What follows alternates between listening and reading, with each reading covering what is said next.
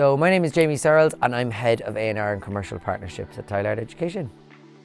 Today we're debunking A&R, trying to understand a little bit more about what A&R means in the traditional sense from a music manager's, publishing, label point of view, but also how we're now putting it in and plugging it into education as the only music education with its own A&R department.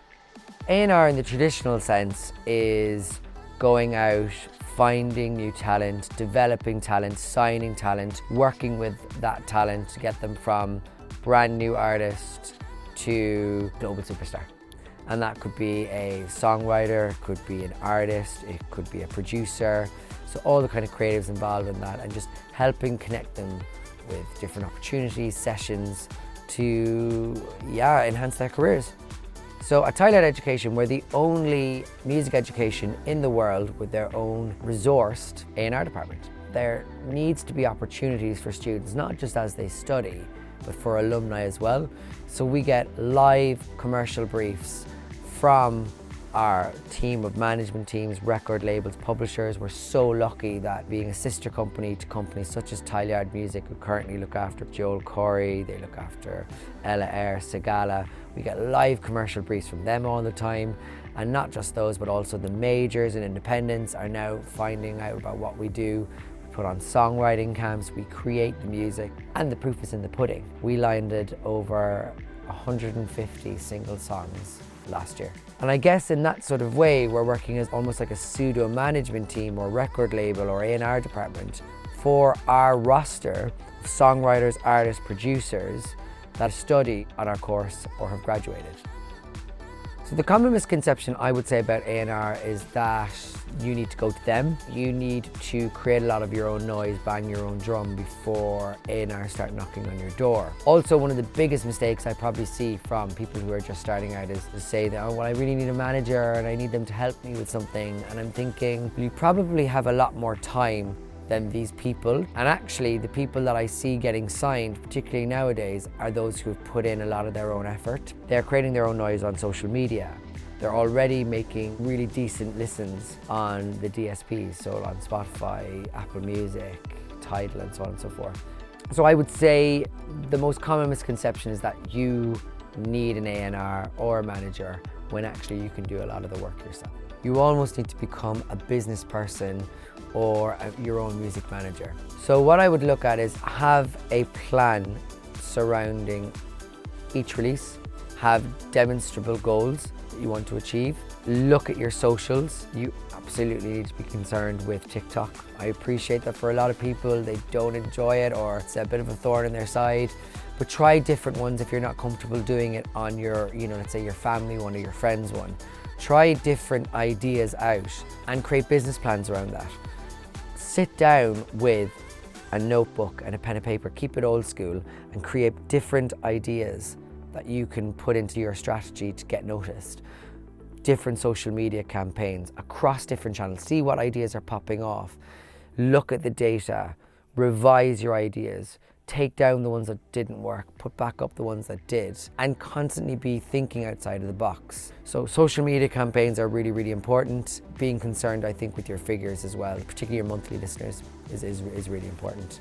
The one piece of feedback I hear from A&Rs all the time is, what are their social media numbers? You have to look at yourself almost, and you have to become almost like marketeers and master marketeers.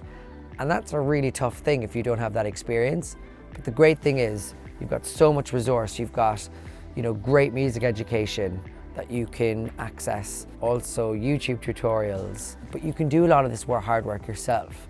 So trial and error, get out there and see what happens. You should see yourself as a creative entrepreneur. A great example of that, and a person who's probably one of the most successful people doing that at the moment, is KSI. He's a mixed portfolio entrepreneur. He's started off as, basically a gamer influencer on YouTube. Now look at his portfolio. He's a musician, he's a gamer. He's tapped into almost like a zeitgeist, and he hasn't been pigeonholed by one idea. And that didn't come overnight. That came with a lot of hard work, a lot of versatility, a lot of thinking on his feet, a lot of brand new, fresh ideas, a lot of listening, a lot of going back to the data, but also being quite intuitive. probably some people are stuck between the kind of older mindsets, you know, the 1990s, the 80s, or even the early noughties, when it was a very different landscape. Social media either wasn't around or was in its infancy, and it didn't really influence the sort of music market in the same way.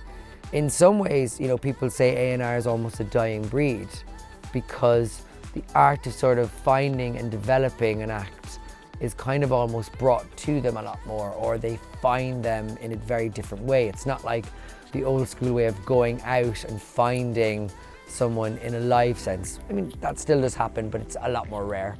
So getting feedback on your track on an artist is actually quite a tricky thing because people in the music industry are incredibly busy. Being mindful that one email sometimes won't cut it. You have to be creative about how you get your music in front of people.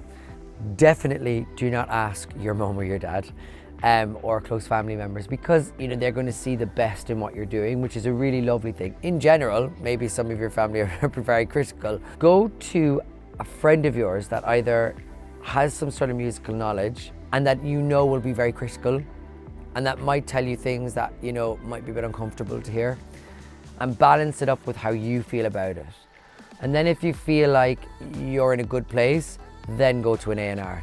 But do not go to an A&R until a song is mixed, tuned, not necessarily mastered, but for sure mixed and tuned. Remember, your job is to create a polished product. If you get into that mindset, then your song should be heard by A&Rs. So if you wanted to work in A&R, my top tip for you would be to study. I always think studying is a great opportunity to widen your network, to get involved with the music industry, to kind of put yourself forward. That's a really, really good place to start.